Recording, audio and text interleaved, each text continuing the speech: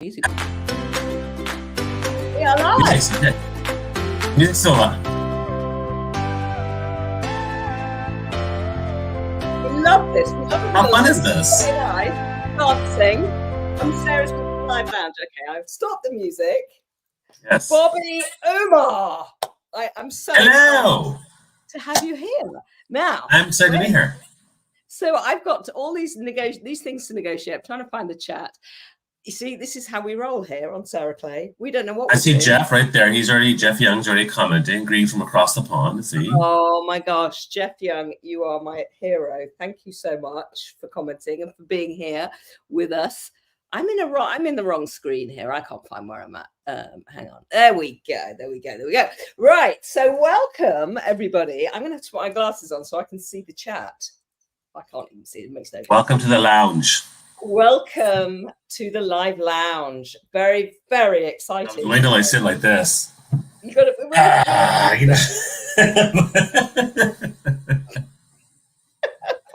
We're lounging. We're chilling here. Lounging, yeah. It's just a nice little chat. So welcome. So this week on the LinkedIn Live Lounge, I am honoured for many reasons, which I will go to in a minute, to have the wonderful Bobby Umar. Welcome, Bobby, to the LinkedIn Live Lounge. Thank you for having me. My absolute pleasure. One of the reasons I feel very honoured to have you here today, particularly today, is because you're actually not very well. Bobby, what's wrong? What's going on? What's up? Well, listen, I'm feeling under the weather and my back hurts, but listen, I have this saying that I tell people is that, I operate at 150% energy level. So even if I'm feeling 80%, that's 80 times 150, which is basically 120%. So I'm still above the average normal person. So I'm okay. I'm fine. I love that. In fact, my kids love it when I'm ill because I'm kind of on their level rather than this. Yeah, exactly. Around 100 miles an hour. So, Bobby, I'm so honoured to have you here, and I was in your group a wee while ago. But let's talk about initially. How did we meet? Can you remember? How did we meet? Man, I typically think that most of my LinkedIn colleagues and friends I met on Clubhouse. That's my guess because we started doing LinkedIn Mastery every day on Clubhouse, and all these LinkedIn people came in. And then there was LinkedIn International, so I joined some of those rooms, and LinkedIn Mastery became a big thing, and all these people. So I met all these people on Clubhouse, but I don't know specifically whether you were, if I was in one of your rooms or you were in one of my rooms. So, but is that correct? Or yeah, that was the answer. The answer was Clubhouse. I don't know whose room it was in, but I remember back in the old lockdown days, I was sitting in my. Did you run a room? Yeah. So I ran a room with Niraj Kapoor. Oh, yes, of course. Whitney, okay. Yeah. And Lauren Greif. And we ran LinkedIn for Entrepreneurs Club, I think it was called. Yeah. Oh, okay. There you go. Yeah. And we ran that in lockdown. And then, of course, it sort of fizzled out. But it was good fun and met some amazing people. Yes. Your good self. Yeah, we created a lot of deep. I mean, I was sitting over there in the kitchen just doing dishes because we had no dishwasher and the kids were home, so there was just a mountain of dishes, and I would do dishes and be on Clubhouse for hours and hours and we had such deep conversations because sometimes they would go like several hours, and so it was actually quite an amazing way to build a deep connection. But basically, all the people that are part of my LinkedIn family community, including the people that are part of my Thought Leaders Brand Club too, the people I met there, like Rachel Simon, Melanie Mitchell, Lynn Williams, Roy Kowarski, they were all on Clubhouse back in the day too. So now my LinkedIn network plus my TLB club, they're all people that originated from the Clubhouse days. So I'm very grateful for those moments. And I'm still a big believer in audio. I mean, video is great, but I'm still a big believer in audio rooms only because there's something about getting people in a casual setting where you don't have to worry about how you look and you're just sitting and chilling and talking to people, and you don't talk to each other as opposed to, sending us out this way. We're all here kind of together, and that's kind of nice. Yeah, I agree actually about audio rooms. I think they are really nice for anybody, letting anybody join the conversation, and you never know the direction of the conversation. It sort of Sure. weaves and wimbles around, that's one of the things I do love about audio rooms.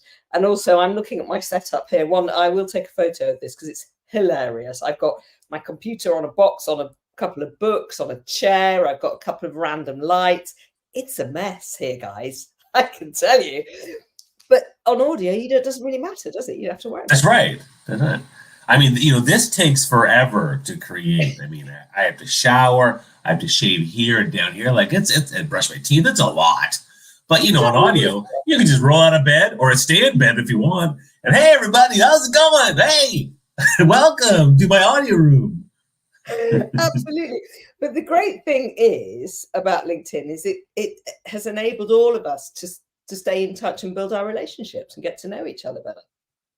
Yeah, absolutely. I mean, I have some great conversations with people, and one of the things I would like to with audio rooms was before you even start, and there's a couple co-hosts who are just chatting for like 5-10 minutes, and also I think that we were in a very vulnerable situation, so we were sharing more deeper things.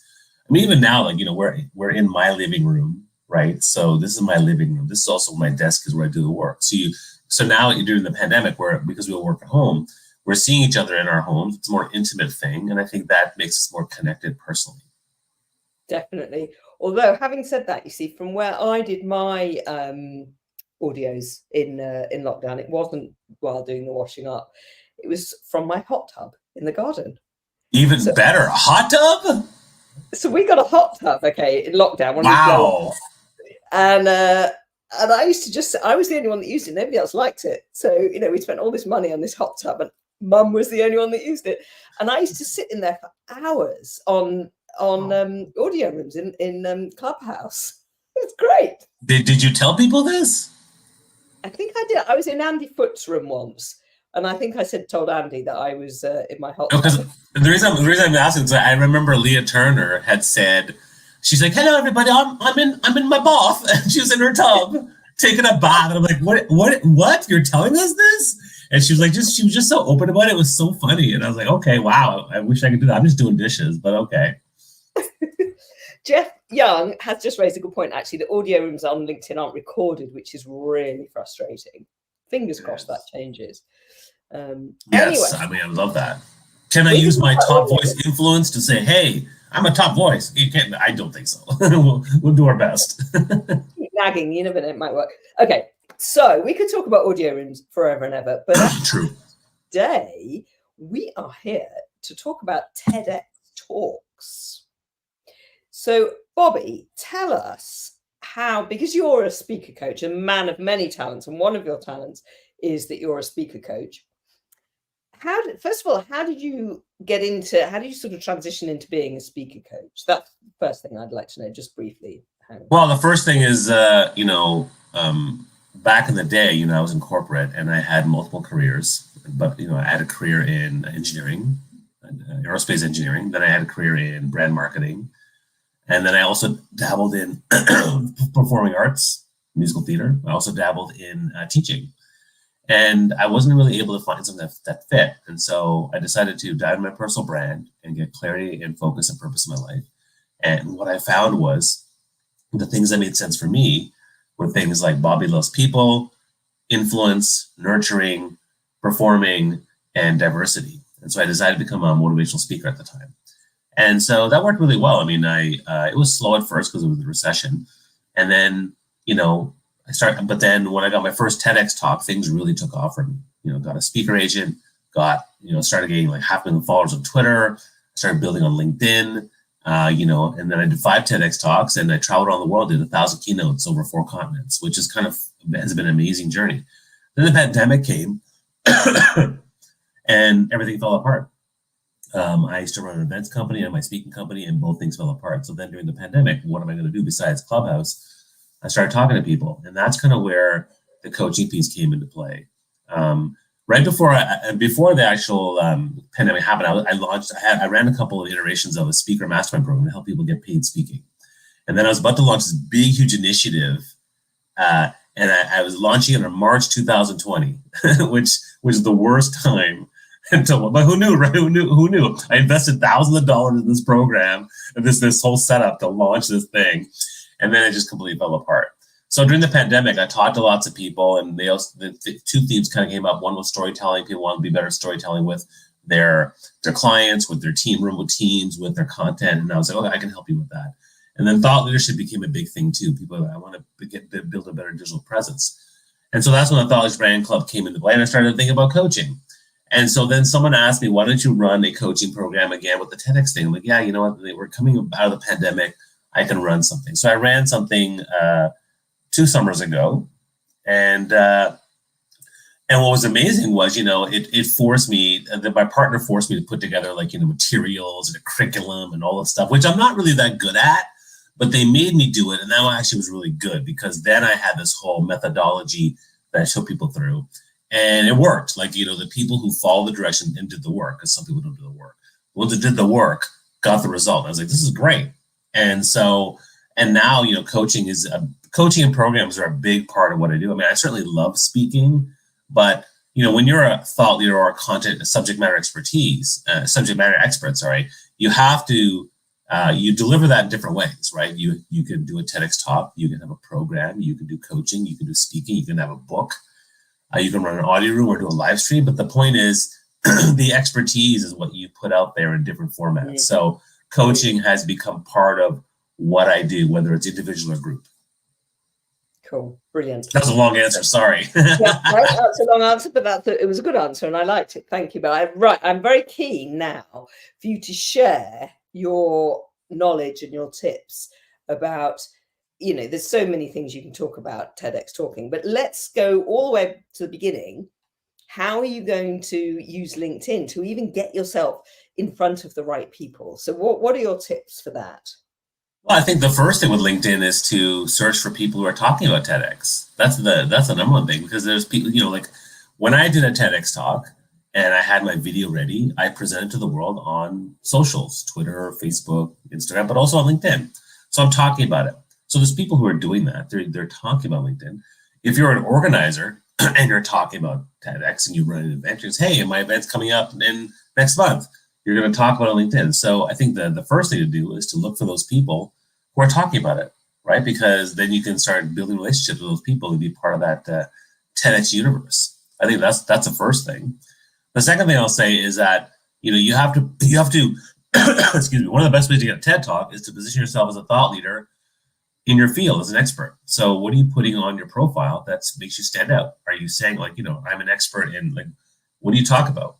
And I think that to me is an important piece to get noticed, because people are going to look you up and see you, and they might think of you as a TEDx speaker. So building a strong thought leadership brand around your LinkedIn profile and your engagement and the content you put out there is also quite preferable. And I would add to that, not just sharing expertise, but even sharing personal stories. I know some people, they poo-poo on the personal stories, but the truth is, if you spend 20% of your time spent telling a personal story that really resonates with people, and all of a sudden, let's say it does really, really well virally, maybe that's going to be a TED Talk, because it's so popular, it resonates with people, and that's what TEDx wants, ideas that are human and relate to people. So I think that's a really good way to get people's attention. So those are probably my initial steps, I'd say, about just getting a TED Talk using LinkedIn. Can I butt in there and just ask a question? So with regards to doing a TED Talk, do they want you to have had previous speaking experience? No, I mean, there are 10-year-olds who've done TEDx Talks, right? I mean, and most TEDx events have speaker coaches to help you, get your story and idea put together and things like that. So anyone can do a TEDx Talk. You don't have to be a speaker. In fact, being a professional speaker nowadays, like I am, which I do for a living, is that's actually negative. In the early days, they were more open to bringing people on like me, but now they don't want me. Unless I have a very particular, really interesting idea or story. But it's not about me being a professional speaker. It's about me you have to have the right story and idea. And so that's what they want. So if you have a good story and idea, that's the thing that's going to get you the TEDx Talk. Not that, not that obviously having a little bit of speaking experience is helpful. for sure. But you don't have to be a speaker to do it. No. So you don't need to position yourself as an experienced speaker on your profile, for example. Correct. Yeah. I mean, that's an asset, but it's not necessary. Exactly. So if you wanted to get paid speaking opportunities, then that would be something you want to do, maybe a photo of you speaking or something like that. But you don't need that for TEDx. No, I mean, like I said, it's a bonus. So if you can show them that you've spoken before on stage and you're comfortable and you're not terrified and you're not going to freeze on stage, I think that helps. But if you're trying to get paid speaking, yes, showing yourself on stage with photos and video is the way to let them know, hey, here's this person, they're confident on stage, here's their personality, and I want to hire them. Perfect. Okay, great. So with the right people, making people aware that you have a story. And I suppose if you gave away too much of your story on, on LinkedIn, for example, would TEDx think you're oversharing and we don't want you because it's not exclusive content? Or does it not work like that? I don't think so. I mean, I think that my experience is that the really deep, dark, vulnerable stories are the ones that actually get TEDx attention. And so if I share a story about my binge eating disorder and how I would have a binge episode, and let's say I talk about one of my more severe episodes and the horrifying aspects of what I've been through. If I share that on LinkedIn, I mean, there's going to be some people on LinkedIn say, oh man, I don't want to see this. But most people will be like, oh, wow, powerful story. Thank you for sharing. My heart's with you and all that kind of stuff. But TEDx would like that, because if you're willing to be vulnerable and be open like that, no matter how big your credibility is, your thought is, your brand is, that's actually going to help them tremendously. So they will actually like that. So I'm all for it. I think that you can do that. Yeah, absolutely. I think you're right. I think people are sharing much more now, and I think most people agree it's the right thing to do, because we've all got problems, we've all got things that we've done that perhaps we're not so proud of, or things that have happened to us that have impacted who we are. So let's get them out, let's share them. No, I agree. I think that's really healthy to do that. So in terms of how to find the right people to connect with and communicate with on LinkedIn in order to get the TED Talks, where do we go? How do we do that? Well, I think it comes down to the events. I mean, so if there's a speaker, they'll talk about it. So then find out what the event is and then go after that event, right? And look up the website, look up the contact people that are there. But if an organizer posts, that's even better. Because if an organizer posts about TEDx, then you can basically go to their LinkedIn page, comment on their posts, engage them, build that rapport relationship, and eventually hopefully get them to connect with you. And I think that is the best way to do it. People like that, like the TEDx organizers, must get bombarded with people wanting to connect with them. So what would you say is a good strategy to ensure to maximize that potential? Well, there's a couple of things. So one is, don't tell them you want to be a TED speaker. I think that's going to turn them off, because that's what everyone does. Hey, I'd like to speak at TED, and here's my idea. And, and that gets to be a bit much. No, build the relationship, number one. Number two, when it comes to TEDx talks, what I teach is that there's a short game and the long game, and you can play both. So the short game, of course, is coming up with a really, really good idea and a topic and a fully fleshed out application that's going to win people's attention when you pitch it. The long game includes a relationship building piece. So for example, getting someone's attention for TEDx, you can volunteer to help out the organization, help out the event, right? So for example, right now, if there's an event in March or April, because it's February 1st right now, if there's an event in March or April, they're not looking for speakers, but you can easily go and help out. Right? So you help out with them, you be part of that team, and then next year you play the long game and you can pitch next year and have a better chance because now everyone knows you. Yeah, you've already built up those relationships with the right people. Yeah. And they know they like you, they know that you've got the confidence. And yes, be likable too. Don't be a jerk. That. Well, yeah. Be like, I'm not getting coffee. Do you know who I am? I have 20,000 LinkedIn followers. No, don't be like that, right? No. I have a community badge in public speaking. Well, I shouldn't get coffee. No, you know what? Do everything. Go help people. Like, be nice, be good. Be humble, maybe. Sure. Amazing. Yeah, a little bit humble is always good. I found absolutely fantastic tips. I'm loving this. So we're going to start engaging with. We're going to find the right people first, I guess. So I guess that's a case of typing in TEDx organizer into the search bar and just finding them that way, right? No more Yeah, I complications mean, than that. you can use hashtags like TEDx, pick the city, TEDx London, TEDx Houston, TEDx New York Uh, City. and hashtags, which are still a thing on LinkedIn, hooray, hooray. And if you follow those hashtags, and obviously if somebody creates some content and adds that hashtag, then you're going to get notified that post has been posted, so you can go and look at it. So making your own life much easier rather. So using your notifications, brilliant. Yeah, sure. And then start engaging not in a buy my stuff way, but in the building relationships. Can I help you? Going to help at events. That's fantastic. I never thought of doing that. In fact, I did that once at a conference. I went and helped for free, and it nearly killed me. It was exhausting, but it was brilliant fun. And you can meet some really amazing people as well helping at events like that. Well, yeah, because I mean, the whole TEDx philosophy is that there's basically people who are smart, ambitious, curious, and want to learn. So it's a good network to be part of, anyways. Yeah, absolutely. Okay, I'm going to have a look at some of the comments because we've got a few comments coming in and I can't read them because they're in too small a type. So let's have a look.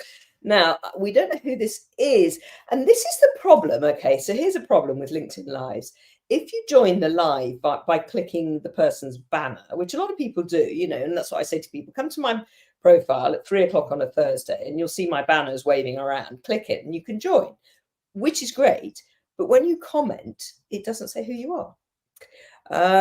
What does it say? I love this live stream. Greetings and best wishes from India, Bobby and Morris Clay. Love having you here. Sadly, we haven't got your name. Who have we got there? Tori Lancaster.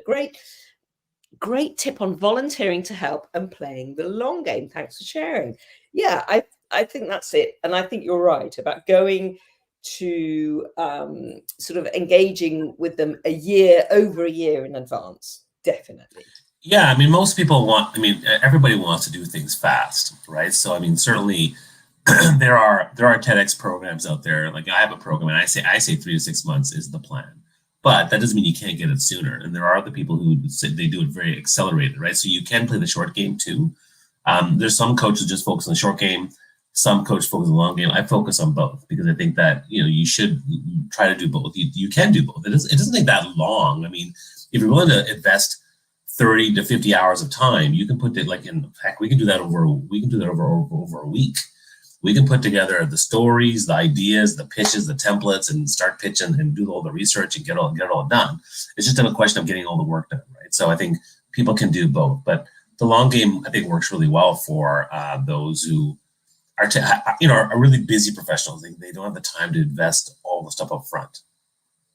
Absolutely, and also you want to have time to practice it and refine it and change it and move it around, I guess. And again, there's 3 parts to this, right? So one is land a TEDx talk, then create a very fantastic TEDx talk, because you want to create a talk that ends up on the TED.com page, because that's a very hard and rare thing to do. And then after that, then the third part is, how do I now leverage my TEDx talk for paid speaking, for media appearances, for book deals, for more jobs and higher fees. So there's 3 parts of the journey. So, in every single part of the journey is important, but I just want to make that distinction. Absolutely. No, that's a really good thing. That's a really important, the way you've delineated in that way is very clear. Now, you did mention that TEDx give you help and a bit of speaker coaching. How does that work?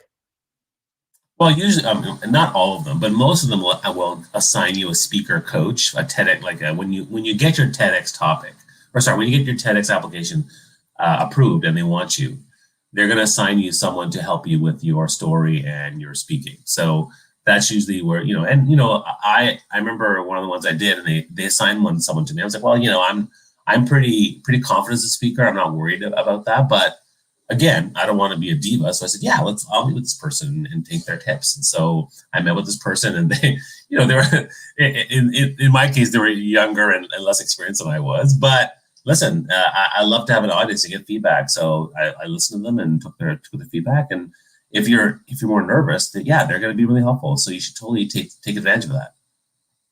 Absolutely. And it doesn't necessarily need somebody who's got more experience than you in anything to help you. Sometimes just having that kind of third eye, third ear, if you like, to give you some feedback. Like, I can't quite hear what you're saying, or I'm not sure what you mean by that, or you know what I mean? So yeah, constructive criticism is good from anybody, isn't it? Yeah, I mean, even my 15-year-old son gives me tips on how to do a YouTube short properly, because he's mastered far better than I have. He gets way better views than I am. So I was like, no, Dad, you got to do this. Oh, okay. Oh, I do that. Yeah. My 17-year-old son was getting my husband on Instagram recently, because he's never had an Instagram account, and that was funny. Anyway, we are coming to the end. I see the time. We're coming to the end. Well, it's so fast. Oh my God. There was a question, though. I saw a question. There was a question about topics. Yeah. So how do you choose? Yeah. So how do you choose your topic? Well, I mean, the most important thing is that you have to. It's not the top. It's the story and the topic. So the best topics come from the best stories, and so you have to merge them together. So what is your story, and what's the topic or idea from that story that's going to be TEDx worthy? And so you have to figure that out by extracting all the stories from your life. And so you pick any story. Like, I can pick a story around me and how I ended up in a mixed marriage with my wife, who's white, and I'm brown, and my kids are beautiful beige kids. So for the most part, how did that culture clash work? And so that to me could be a TED Talk idea, which I actually do have. Oh, we have suggestions for teens to get on stage. Yeah, again, it doesn't matter how old or young you are. What's the story? What's the idea? Because when it comes to TEDx Talk, there's typically the biggest barriers. Number one is having the right idea and topic. That's something, and story. That's the part that people struggle with. But if you can do that, then that's the first big barrier to overcome. The first barrier is mindset. I don't deserve one. Who am I? Can I really get one? So that's the first barrier. Overcome that, because anyone can do a TED Talk. Number two, come up with that right idea or story. And number three, which is also hard for people, how do I come up with an application that's going to really sell me and win them over? A lot of people don't know how to do the application properly, but if you know how to do that, that's how you can also win the day. Wow, I bet that's a process, isn't it? The application. Yeah, I mean, sometimes they're quite long, and they do that on purpose, and to separate the people who are willing to do it and the ones who aren't. But there's certain ways to do it to get their attention, and other ways that don't get their attention. And working with you would help people throughout that whole process. Yeah, I take people through the entire process of story to mindset to story to idea, as well as doing the personal branding, the thought leadership, the networking, relationship building, and then application, and then the pitching piece, the research, the pitching, so that by the time you're done with me, you'll have extracted 3 fantastic ideas with 3 amazing applications, and you start pitching it. And I guarantee the spot. Like, if you follow my methodology that I put together over the last 2 years now, it's very refined. If you do the work, I can guarantee TEDx Talks or paid speaking. Wow. I love that, Bobby. I absolutely love that. And I have no doubt with your experience that you can get people through. So do you work one-to-one with people or in groups, or how does it work? I do both, although there's more power in groups, because when you work with a group, there's accountability amongst each other. There's crowdsourcing ideas and support and things like that. And I find that works a lot better to get them motivated to do it. Now, I have done the individual ones as well, one-on-one. And again, the people who've done that and followed my process, they've all got TED Talks. But, I do both. I mean, right now, what I'm doing this year, I'm focused more on the group program. So I'm launching this thing called TEDx Mastery Intensive. It's launching end of this month. And I'm basically taking people through my entire process, 3 to 6 months. And we guarantee the TED Talk by the end of it. Amazing. And of course, how can people find you?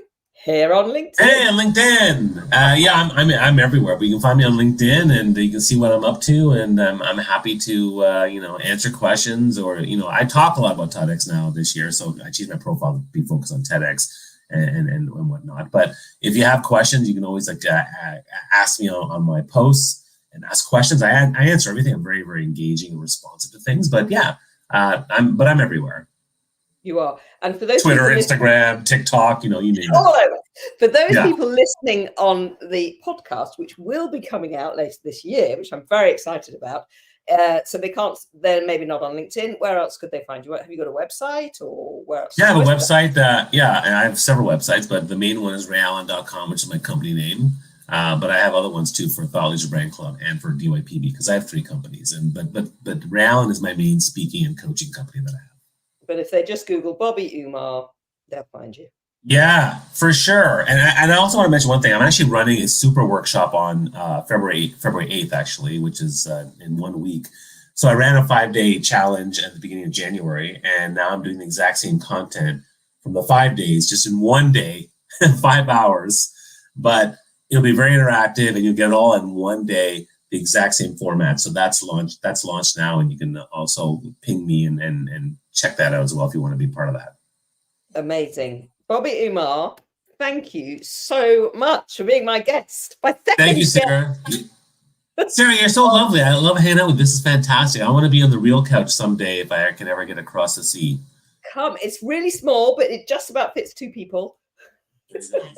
But you are always welcome to come and sit actually physically on my purple couch. And this has been amazing. And thank you all so much for listening. Thank you for your questions, those people who ask questions. I'm going to play us out with a bit of music. And we will see you hopefully next week, next Thursday at 3, as it is in the UK, but it's 10 o'clock, I think, where you are, 10 a.m. We have LinkedIn, what's happening on LinkedIn, the new stuff on LinkedIn with Kevin D. Turner. And I have to say it, Turner, like that, because you can't say just Turner. Say Turner. It's okay. Kevin you said Bobby, and that's fine. I said Bobby. That's fine. Kevin D. Turner will be here on the LinkedIn Live Lounge next Thursday afternoon, morning, wherever you are. Come and find out. But Bobby Umar, you've been amazing. Thank you so much. Thank you.